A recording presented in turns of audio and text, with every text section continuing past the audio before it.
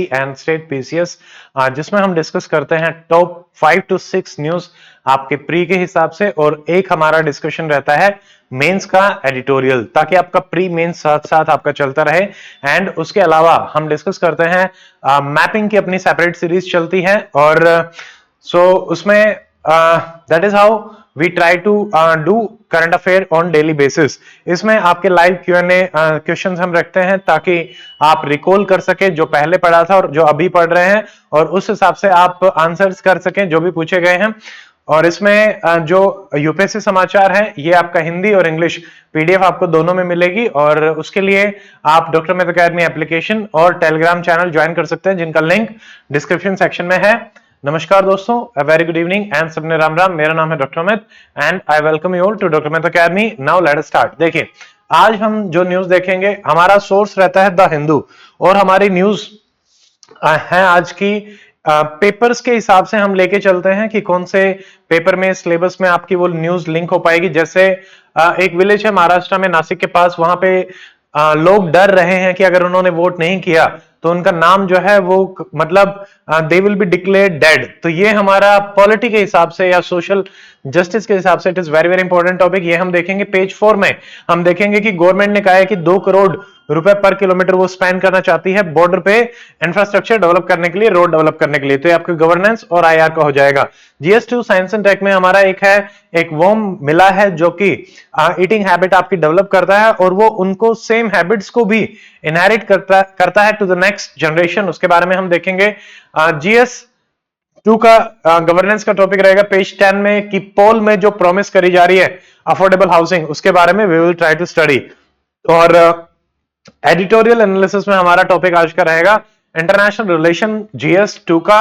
इसमें अभी recently India ने EFTA साइन किया है यूरोपियन यूनियन के कुछ कंट्रीज के साथ, so we will see about that. और मैपिंग में हमारा रहेगा नॉर्थ अमेरिका की inland drainage system and the lakes. तो ये अपने आज के टॉपिक हैं। Now let us start. देखिए, ये सबसे पहली न्यूज आ रही है अबाउट महाराष्ट्र नासिक के पास एक जगह है त्रिम्बकेश्वर, ठीक है, त्रिम्बकेश्वर टेम्पल आपसे डायरेक्टली पूछा भी जा सकता है कि ये किस गॉड से बिलोंग करता है। ये हमारा नासिक में है। यहाँ पे देखिए 250 हाउस होल्ड की ग्राम पंचायत है, जिसमें से 90 लोगों के पास तो राशन कार्ड भी नहीं है।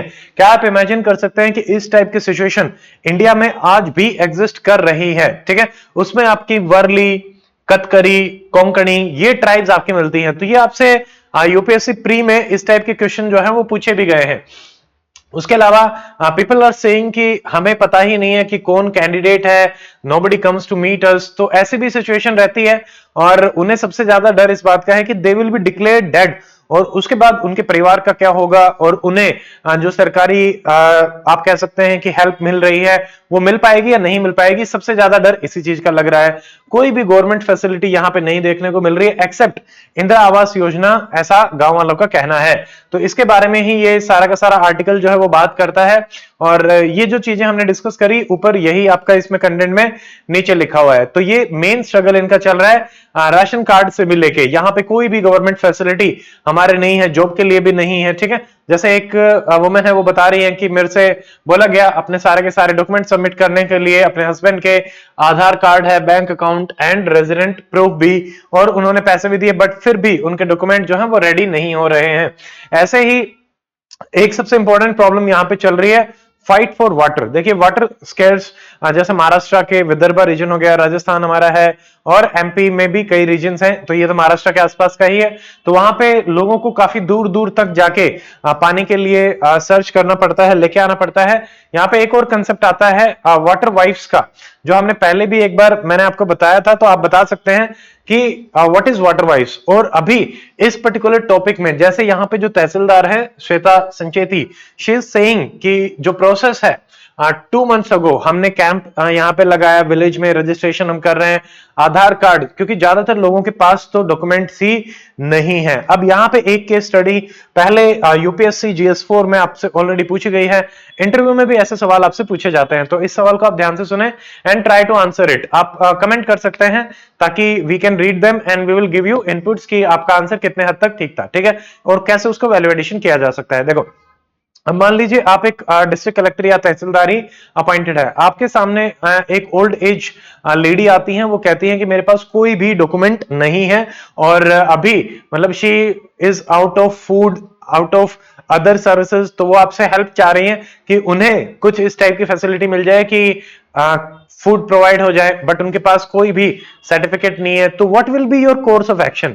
तो सबसे पहले यहां पे नंबर 1 आपको बताना है कि what are the options available to you, and second आपको ये बताना है कि उनके पॉजिटिव नेगेटिव, अगर थोड़ा सा डिटेल आंसर हो जाएगा बट फिर भी कि पॉजिटिव नेगेटिव बता सकते हैं, बट उसमें से भी आप कौन सा ऑप्शन चूज करेंगे by yourself and what will be the reasoning behind it. तो ये आपका सवाल रहेगा, एथिक्स केस स्टडी है, व्हाट विल यू डू। ठीक है, अगला हम देख लेते हैं वाइब्रेंट विलेज प्रोग्राम के बारे में है ये, क्योंकि चाइना बॉर्डर पे हम रोड्स बनाना चाह रहे हैं तो उसी के रिगार्डिंग ये आपका है। तो यहाँ पे उत्तराखंड सिक्किम में वाइब्रेंट विलेज प्रोग्राम, ये पहले बात किस मिनिस्ट्री के अंडर आता है, मिनिस्ट्री ऑफ होम अफेयर। यहाँ पे 168 विलेजेस को चूज भी किया गया है। तो पहली चीज, ये प्रोग्राम जो है ये एक सेंट्रली स्पॉन्सर्ड प्रोग्राम है, बजट 2022-23 में शुरू हुआ था और हमारे जो चाइना बॉर्डर पे विलेजेस हैं सिर्फ उनके लिए, हिमाचल, उत्तराखंड, अरुणाचल एंड सिक्किम एंड लद्दाख। अच्छा, एक सवाल मैं आपसे पूछना चाहता हूं कि जो लाइन है इंडिया और चाइना के बीच में, what is the name of that line. ठीक है, दो नाम आते हैं वो बताएंगे। यहां पे लगभग 2963 विलेज आपके कवर करे गए, जिसमें से फेज 1 में 663 विलेजेस को कवर किया जा रहा है। एक और प्रोग्राम हमारे यहाँ पे चलता है, बॉर्डर एरिया डेवलपमेंट प्रोग्राम, ये इससे एंटायरली डिफरेंट है, यहाँ पे मिनिस्ट्री भी डिफरेंट है। तो सेकंड सवाल इसी में आपसे रहेगा कि बॉर्डर एरिया डेवलपमेंट प्रोग्राम जो है वो कौन सी मिनिस्ट्री में आपका आता है। देखिए ऑब्जेक्टिव इनके क्या है, हब एंड स्पॉक मॉडल ये करना चाहते हैं कि एक इंफ्रास्ट्रक्चर को डेवलप किया, वो अट्रैक्ट करेगा, जैसे टूरिज्म को अट्रैक्ट करेगा, और इस तरीके से वो वहां पे एम्प्लॉयमेंट अपॉर्चुनिटी भी क्रिएट करना चाहते हैं, लोगों में ट्रस्ट भी बिल्डअप करना चाहते हैं, ताकि इंटेलिजेंस शेयरिंग के लिए भी लोग ओपनली आके गवर्नमेंट को सपोर्ट कर सकें। तो ये रहेगा one village one product scheme भी वो लेके आना चाहते हैं, जैसे देखिए यहाँ पे हमारा वन डिस्ट्रिक्ट वन प्रोग्राम, ठीक है, तो उसको भी प्रमोट कर रही है सरकार, तो उसी तर्ज पे वन विलेज, तो इसमें एक्सपोर्ट्स पे फोकस किया जा रहा है।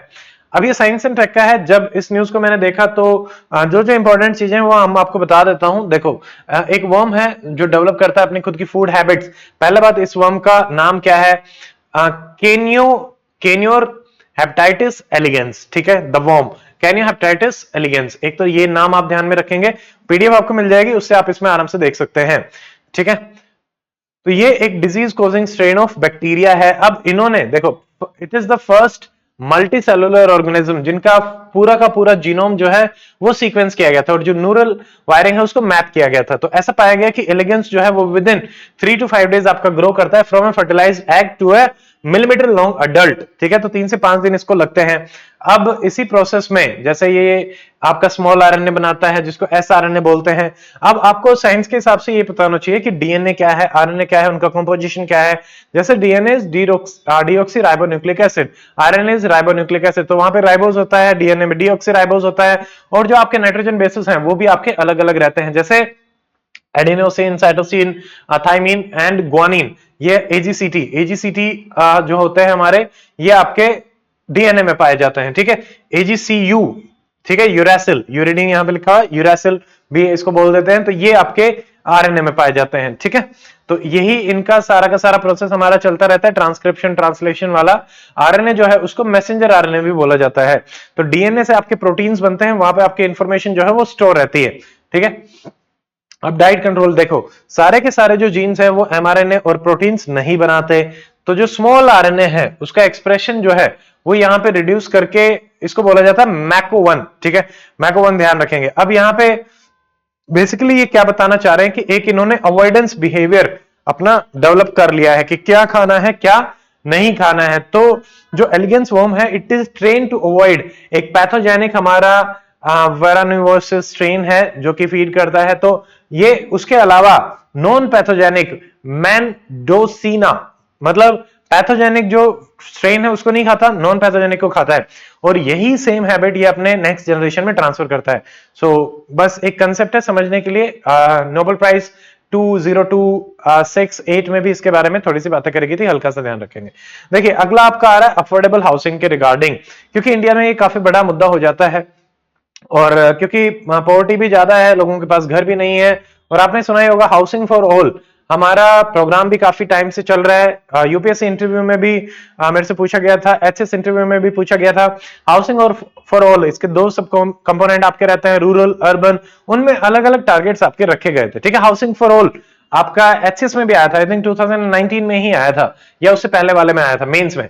तो यहां पे देखो, इंडिया में 2011 के सेंसस के हिसाब से 1.7 मिलियन लोग जो है वो होमलेस थे। 2012 में, मतलब 2012 की रिपोर्ट के हिसाब से ये जो है हाउसेस का रिक्वायरमेंट आता है 18 मिलियन हाउसेस। ठीक है, ये ध्यान रखेंगे, यानी लगभग 2 करोड़ हाउसेस की रिक्वायरमेंट थी। बट यही चीज बढ़ के हो जाती 2018 में लगभग 3 करोड़ के आसपास। तो 2 करोड़, 1 करोड़, ऐसे 3 करोड़ में आपका पहुंच जाता है। तो देखो, इसमें हमारी जो स्कीम है दैट इज प्रधानमंत्री Awas Yojana urban, US urban. इसको इंप्लीमेंट कौन करता है? अर्बन। तो महुआ इसको इंप्लीमेंट करता है, ministry of housing and urban affair. कब लॉन्च करी गई थी? 2015 में। यहां पे बोला गया था कि हर आदमी को आपके पक्के हाउसेस मिलेंगे। कब तक मिलेंगे? 2022 तक। ईयर भी डिफाइन किया गया था, बट अभी भी उसको एक्सटेंड कर दिया गया है। इस स्कीम के 4 मेजर कंपोनेंट थे। एक तो था बेनिफिशियरी लेड कंस्ट्रक्शन, मतलब जो आप चाहेंगे उसी हिसाब से आप डिसाइड करके कंस्ट्रक्शन कर सकते हैं। Second, affordable housing in partnership. ठीक है। थर्ड है इन सिटू स्लम रीडेवलपमेंट, तो स्लम को रीडेवलप करना ये चाहते थे। और फोर्थ यहां पे रहता था क्रेडिट लिंक सब्सिडी स्कीम, कि आपको जो लोन वगैरह दिया जाएगा उस पे इंटरेस्ट सबवेंशन या फिर सब्सिडी आपको प्रोवाइड कराई जाएगी। ठीक है, तो इसी को इन्होंने कंटिन्यू रखा है, एक्सेप्ट जो हमारा क्रेडिट लिंक वाला पार्ट है, उसके अलावा सारी चीजें यहाँ पे आपकी कंटिन्यूड है। और इसमें यह भी था कि जो भी हाउसेज रहेंगे उनके पास बेसिक एमिनिटी हमारी सारे के सारे रहेंगी, जैसे कि टॉयलेट होता है, इलेक्ट्रिसिटी होती है, ठीक है, वाटर सप्लाई है, या फिर किचन की फैसिलिटी है, वो आपको प्रोवाइड कराया जाएगा। एंड स्पेशली जो डिफरेंटली एबल पीपल है, senior citizen, SC ST minority, उनको ज्यादा आपकी प्रेफरेंस जो है वो दी जाएगी। उसके अलावा एक और चीज यहां पे है, एक टर्म आ रही है कैफेटेरिया अप्रोच। देखो, जब आप कैफेटेरिया में जाते हैं तो यू पिक एंड चूज, जो आपकी चॉइस होती है उसी हिसाब से लेते हैं और एक खाना अपने लिए ऑर्डर करते हैं। तो वैसा ही यहां पे है कि depending upon the individuals needs on the basis of geography, topography, economical condition, land, infrastructure. यानी मान लीजिए 2 लोग हैं, एक के पास थोड़ी सी लैंड है, वो उस पर एक्सटेंड करना चाहता है, एक के पास कुछ नहीं है, वो लैंड लेके घर बनाना चाहता है। तो दोनों की नीड के हिसाब से यहाँ पे आपको सोल्यूशन जो है वो प्रोवाइड कराया जाता है सरकार के द्वारा। तो ये टेलर मेड अप्रोच भी हम कह सकते हैं, या कैफेटेरिया अप्रोच भी हम इसको कह सकते हैं। अब हम देख लेते हैं आज का एडिटोरियल। एडिटोरियल इज अबाउट कि इंडिया ने जो ईएफटीए किया है, ठीक है, इकोनॉमिकल फ्री ट्रेड एग्रीमेंट, तो उसमें हमारे लिए क्या लेसन हो सकते हैं। ठीक है, तो यहां पे हमने कुछ प्रैक्टिस क्वेश्चन डाल रखे हैं। बेसिकली जीएस पेपर 2 में international relation, bilateral grouping and agreements, तो grouping and agreement involving India with other countries, हमारा ये टॉपिक रहेगा। प्रैक्टिस क्वेश्चन भी यही डाल रखा है ईएफटीए के कंटेक्स्ट में भी, कि कैसे ये आपका वाटरशेड मोमेंट हो सकता है इंडिया के लिए। तो इसके आपको बेनिफिट डिस्कस करने हैं, इंडिया इससे क्या ले सकता है, एंड चैलेंजेस। आपसे जो भी क्वेश्चन पूछे जाते हैं they are asked in the terms of benefits and challenges, positive, negative, and what can be the potential solutions for them. ठीक है, तो यही रहेगा। देखो, अब इंडिया ने जो एफटीए किया है, फ्री ट्रेड एग्रीमेंट, कहां पे ये चल रहा है हमारा? यूके के साथ और ईयू के साथ। तो ये कह रहे हैं कि मतलब it was on ice due to some parliamentary election जो हमारे चल रहे थे, not some but parliamentary election के regarding. But even before election हमने मार्च में इसको फिक्स कर लिया। तो ये European EFTA is European free trade agreement, but हमने किनके साथ किया है? ये निल्स, निल्स क्या है? NILS, Norway, Iceland, Liechtenstein and Switzerland. तो ये ध्यान रखेंगे, 4 कंट्रीज के साथ हमने इसमें किया है। अब हम थोड़ा सा ये जानने की कोशिश करते हैं कि इन चारों कंट्रीज में से इंडिया का एक्सपोर्ट कितना है, किसके साथ है। ठीक है, थोड़ा सा आपकी अंडरस्टैंडिंग इस बारे में भी होनी चाहिए। तो इसमें देखिए, ये इंडिया के लिए इंपॉर्टेंट इसलिए है क्योंकि इंडिया में मेजर इश्यूज क्या आते हैं? एनवायरमेंट के और लेबर लॉज के। तो इंडिया जब पहले किसी भी कंट्री के साथ फ्री ट्रेड एग्रीमेंट आपका साइन करता था, तो वहां पे कंडीशंस स्ट्रिक्टली डाली जाती थी कि जो प्रोडक्ट सर्विसेज आपके बनाई जाएंगी, they should have their environmental standards, या फिर पोल्यूशन नहीं होना चाहिए, या फिर लेबर स्टैंडर्ड्स भी। But we are a poor country, तो हमें उनको थोड़ा सा रिलैक्स करना पड़ता है, उतना स्ट्रिक्ट इंप्लीमेंट नहीं हो पाता, नहीं तो हमारे लिए काफी कंप्लायंस की प्रॉब्लम भी आ जाएंगी और हमारे प्रोडक्ट भी काफी महंगे हो जाएंगे। तो इसलिए इंडिया नहीं साइन करता था, बट इसमें इन चीजों को इंक्लूड किया गया। तो ये एक वाटरशेड मूवमेंट इस तरीके से भी है कि इंडिया थोड़ा सा अपने कंफर्ट जोन से बाहर यहां पे जा रहा है। सेकंड यहां पे है कि इंडिया ने जैसे रिसेंटली ऑस्ट्रेलिया, यूएई, मॉरिशस के साथ भी आपका फ्री ट्रेड एग्रीमेंट साइन किया था, बट उसमें एक चीज मिसिंग थी कि इन्वेस्टमेंट पे एक चैप्टर मिसिंग था। देखो, जब भी किसी के साथ हम फ्री ट्रेड एग्रीमेंट करते हैं तो हम वहां से कुछ इन्वेस्टमेंट भी एक्सपेक्ट करते हैं। जैसे इन्वेस्टमेंट में क्या होता है कि आपका आता है पैसा। अब जो हमारे जीडीपी में जो मेजर फैक्टर ऑफ प्रोडक्शन आपके रहते हैं, तो एक बार हम उनको देख लेते हैं। जैसे सबसे पहला फैक्टर तो रहता है आपका लैंड, ठीक है, आपके पास लैंड है, उस लैंड पे आप लेबर भी लगाएंगे, आप उस लैंड पे कैपिटल भी लगाएंगे, ठीक है। तो ये लेबर कैपिटल ये हमारे मेजरली रहता है, ह्यूमन रिसोर्सेज आपको लगाना पड़ता है, और एक एंटरप्रेन्योर होता है जो सारा का सारा रिस्क लेता है, ठीक है। तो आपका मेन क्या है कि इन्वेस्टमेंट आती है। अब जब इन्वेस्टमेंट आएगी, जैसे हम एफडीआई एफआई की बात करते हैं, तो इन्वेस्टमेंट या कैपिटल आने से आपके पास टेक्नोलॉजी आएगी, आप लेबर को भी हायर कर पाएंगे, specially on the basis of the skills, आप ग्रो कर पाएंगे। ग्रो करने का फायदा क्या है, आपके पास पैसा भी आएगा, ठीक है, और आपके पास जॉब्स भी जनरेट होंगी। अभी जैसे बार बार यूपीएससी में भी पूछा जाता है कि इंडिया की जो जॉब की जर्नी रही है या स्टोरी रही है, it is a jobless growth, क्योंकि अनएम्प्लॉयमेंट रेट हमारा काफी हाई देखने को मिला according to the CMI report, but PLFS जो रिपोर्ट है वो थोड़ा सा डिफरेंट बताते हैं इसके रिगार्डिंग।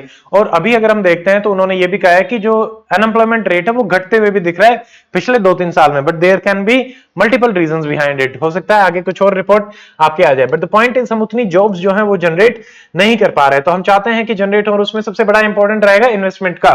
इससे पहले वाले एफटीएस में हमने इन्वेस्टमेंट को उतना इंक्लूड नहीं किया था, अब हम इन्वेस्टमेंट को भी लेके चल रहे हैं, ठीक है। तो यहां पे स्पेसिफिक टारगेट हमने रखे हैं। एक तो इन्वेस्टमेंट फैसिलिटेशन के लिए हम प्रोवाइड कराएंगे, तो इन्होंने कहा है कि एफडीआई इंडिया को 50 बिलियन विद इन 10 ईयर्स आपको प्रोवाइड करानी पड़ेगी, और उसके बाद अगले 5 साल में फिर से 50 बिलियन आपको प्रोवाइड करानी पड़ेगी। So in total they are going to provide $100 billion of investment, और उससे ये मानना है कि हमारी डायरेक्ट 1 मिलियन जॉब जो है वो आपकी जनरेट होंगी, ठीक है। तो 100 बिलियन एंड 1 मिलियन ये दोनों चीजें आप याद रखेंगे।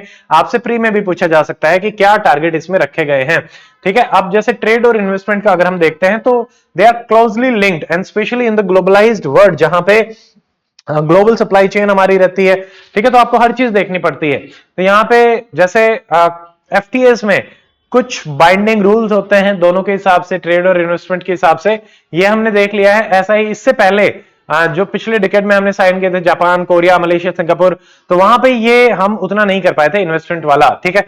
इंडिया ने इस चीज को डीकपल रखा था, ऑस्ट्रेलिया में भी, ठीक है, मॉरिशस, यूएई में भी। तो मतलब अपना जो इन्वेस्टमेंट वाला रूल वाला जो है वो पहले एफटीएस में नहीं आ रहा था, अभी इस बार देखने को मिल रहा है, तो इसको हम एफटीए 3.0 भी बोल रहे हैं। और ऐसा भी मानना है कि देखो अलग अलग एफटीएस में अलग अलग तरीके से आप कर रहे हैं deal, so we need to have a clear foreign trade policy agreement, ताकि हर चीज उसी के बेसिस पे डिसाइड करी जा सके।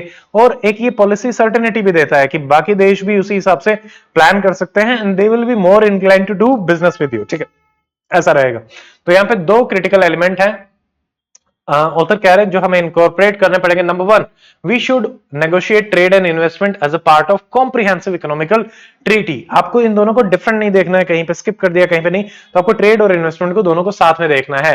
Decoupling is not a good idea, investment को साथ ही लेके चलेंगे। Number 2, India should consider expending the scope of investment, ठीक है, from mere facilitation to effective protection, ठीक है। तो अब यहां पे मेन रीजन क्या आ रहा है, डिस्प्यूट सेटलमेंट मैकेनिज्म। मान लो ये देश इन्वेस्टमेंट भेज रहे हैं इंडिया में, तो हमें ये भी इंश्योर करना पड़ेगा कि वो इन्वेस्टमेंट सिक्योर रहे, इन्वेस्टमेंट से रिटर्न आ सके। ऐसा तो नहीं है कि वो लोग अपना पैसा डाल के भूल जाएंगे और आप उसके साथ कुछ भी कर सकते हैं। So you have to be very cautious, और आपको इंश्योर करना पड़ेगा। और सबसे ज्यादा प्रॉब्लम यहाँ पे आते हैं डिस्प्यूट्स में, तो डिस्प्यूट सेटलमेंट मैकेनिज्म आपको काफी कॉम्प्रिहेंसिव यहाँ पे बनाना पड़ेगा, ठीक है। कंक्लूड आप कर सकते हैं कि we should have a clear comprehensive FTA policy, it is very very important and imperative for India. तो इसमें अभी जो अपने देखा है इसको, तो यूरोपियन एफटीए जो हमारा है, तो इसमें देखिए निल्स जो कंट्रीज है उनके साथ है, मार्च 10 2025 50-50 100 बिलियन हम देख चुके हैं। आपको ये भी ध्यान रखना है 100 बिलियन एक साथ नहीं आएंगे। अब यहाँ पे टैरिफ रिडक्शन को लेके बात चल रही है इंडस्ट्रियल गुड्स पे जो कि एक्सपोर्ट करे जाते हैं टू इंडिया, जैसे कि फार्मास्यूटिकल, मशीनरी, वॉचेस, फर्टिलाइजर, तो हमारे यहाँ पे ये चीजें और सस्ती आएंगी, ठीक है। फिर हमने 10 बिलियन जैसे ऑलरेडी इन्वेस्टमेंट आपकी आ रही है, इंडिया का लार्जेस्ट ट्रेडिंग पार्टनर है स्विट्जरलैंड, तो और इसको हम इंप्रूव करना चाहते हैं कि इन्वेस्टमेंट और ज्यादा हमारी बढ़े, इससे जॉब क्रिएशन भी होगा जो हमने देखा 1 मिलियन, ठीक है। सर्विस सेक्टर में हमें स्किल्ड प्रोफेशनल्स भी मिलेंगे, टेक्नोलॉजी भी मिलेगी, तो वो हमारी कंट्री के लिए भी काफी अच्छा साबित हो सकता है, ठीक है। उसके अलावा मेजर चैलेंजेस देखिए यहाँ पे क्या रहेंगे, मेन है स्विट्जरलैंड का।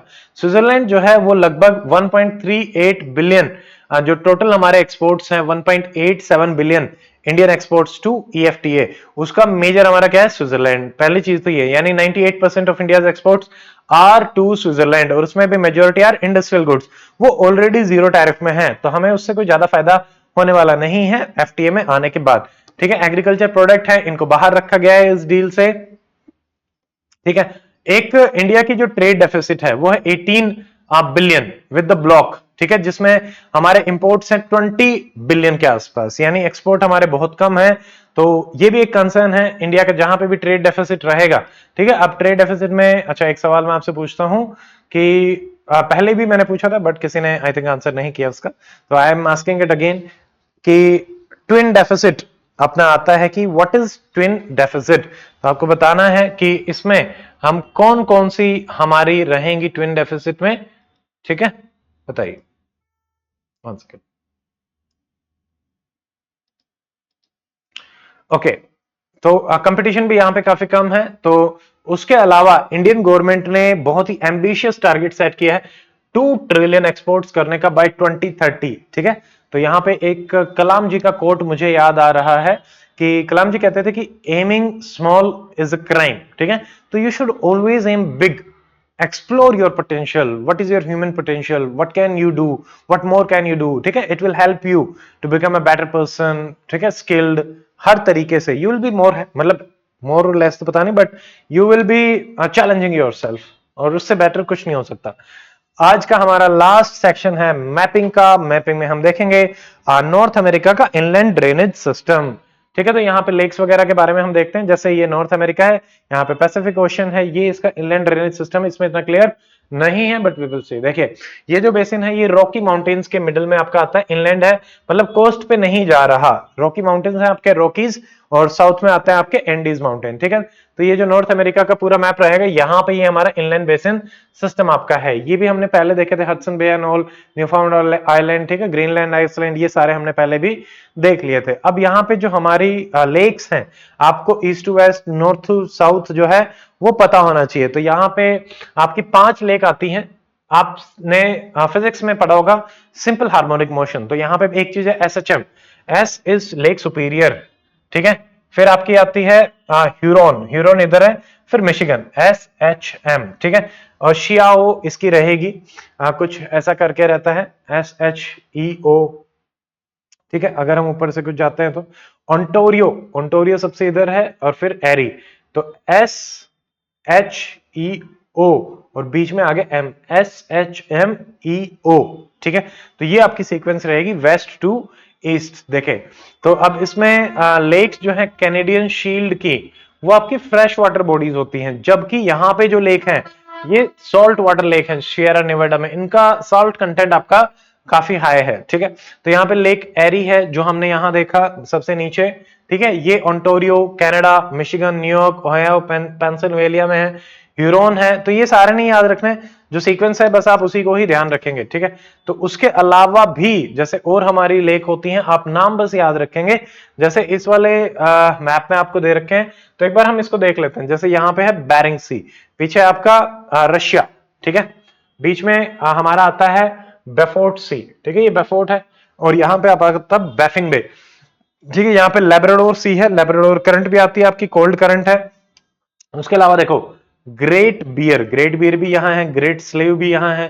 ठीक है, लेक एंथलासा है यहाँ पे, रेंडियर लेक है, विनीपिग है, ह्यूरोन है, ये हमने देख लिया। SHO, ठीक है, SHEM, तो Huron, Michigan, Ontario, Erie, Clair, lake Clair, great salt lake. Great वाली 3 है, great salt, great slave, great bear. तो बियर जो है वो स्लेव के साथ सॉल्ट लेने गया हुआ था, ऐसे कुछ याद रखेंगे अपने दिमाग में। यहाँ पे है नॉर्थ पैसिफिक ओशियन। ठीक है, तो ये आपका हो जाएगा, यहाँ पे नॉर्थ अटलांटिक ओशियन रहेगा, तो ये है हमारे। उसके अलावा ये जो नॉर्थ अमेरिका के नीचे आता है, this is gulf of Mexico, यहाँ पे है कैरेबियन सी, और एक यहाँ पे लेक निकरागुआ। अब आपको कंट्री बतानी है लेक निकरागुआ की, कंट्री आपकी कौन सी रहेगी। और एक छोटा सा सिंपल सा फिजिक्स का सवाल मैं पूछता हूं कि एक फ्रेश वाटर लेक है, एक सॉल्ट वाटर लेक है, किस में आदमी डूबेगा और किस में आदमी नहीं डूबेगा, और what is the reason behind it. तो इसी के साथ आज का हमारा यूपीएससी समाचार हम खत्म करते हैं। Like this session, share this with your friends,